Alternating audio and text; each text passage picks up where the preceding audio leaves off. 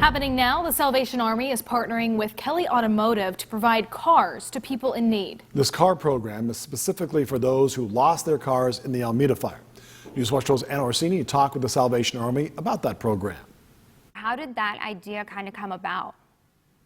It was actually Lisa Kelly from Kelly's Automotive gave us a call and said that, after she had been kind of watching on the news, watching the impact of what was occurring, with the fires and all the loss, that she and her husband Dave, had really talked, and it was their vision to be able to provide at least 10 cars.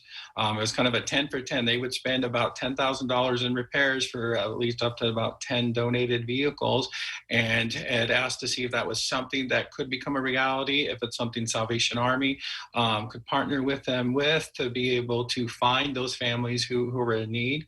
And so from that dream, that vision, we now have received about 17 vehicles that have been donated, and we're actually today, this afternoon, we'll be giving out the first 6 vehicles to those families that we have been able to match up who did lose their homes and did lose their vehicles. When we talk about those donors, I mean, when you think about donations, maybe 10, 15 bucks, sacrificing a Starbucks coffee every now and then, but to think about something as significant as a car, I mean, how surprising was it to you that 17 people came forward and said, hey, I have this extra car laying around and we want to give it to you guys?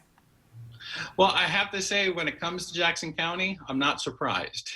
In the way people do give and give, in a mighty way. But it is reassuring. I think really having more cars come in, people who have just not even thought twice about it, they heard a need, they called and said, hey, I want to be able to provide, this is an extra vehicle I have, or it's a vehicle, we were thinking about selling, now we've decided we want to just give it away. And to see that they do that without expecting anything in return. I mean, that should be, just a huge testimony for us, in our community, of knowing that there are people out there that are willing to help strangers, people they may never meet, and not expecting anything else really in return for what they're doing, just to be able to know that they've been able to provide for that need, give that person that extra helping hand.